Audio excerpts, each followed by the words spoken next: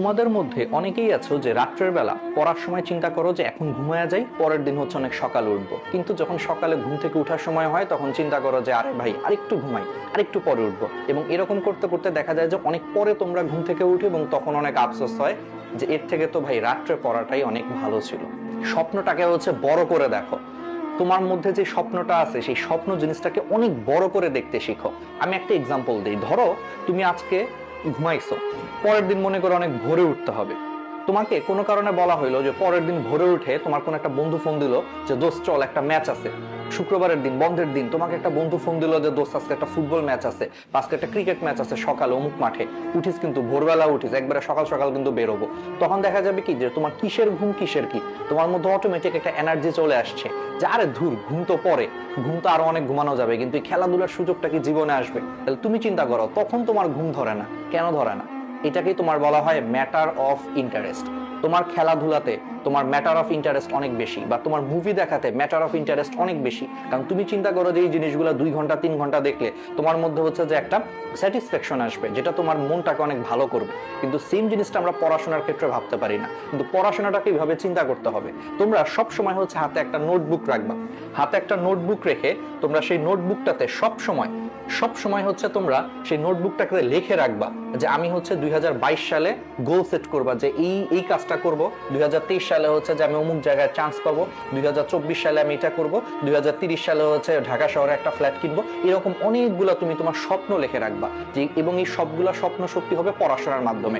তখন দেখবা তুমি পড়াশোনার মানে খুঁজে পাবা, তোমার কাছে স্বপ্নটা হচ্ছে অনেক বড় মনে হবে।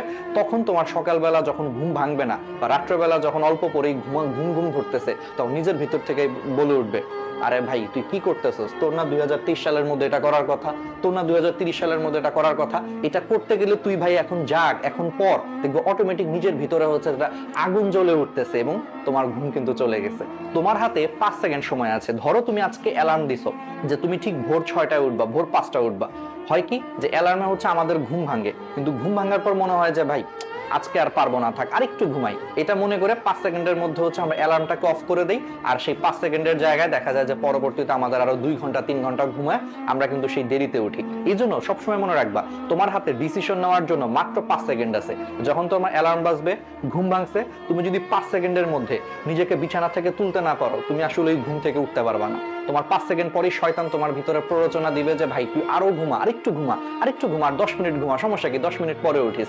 দেখা যাবে যে তুমি সেই 5 সেকেন্ডের মধ্যে অ্যালার্ম অফ করে ফেলবা, আর 10 মিনিটের জায়গায় 2 ঘন্টা ঘুমায় ফেলছো, কোনো খবরও নেই। তো আজকে থেকে মাথায় রাখবা, যখনই তোমার অ্যালার্মের কারণে ঘুম ভাঙবে, 5 সেকেন্ডের মধ্যে হচ্ছে তুমি বিছানা থেকে উঠে যাবা, তাহলে দেখবা তোমার ঘুম কিন্তু দূর হয়ে গেছে। আমাদের মধ্যে অনেকেরই বাজে অভ্যাস আছে, রাত জেগে জেগে হচ্ছে ফেসবুকিং ইউটিউবিং করি, বা মেসেঞ্জারে হচ্ছে যে চ্যাট করি, হোয়াটসঅ্যাপে চ্যাট করি।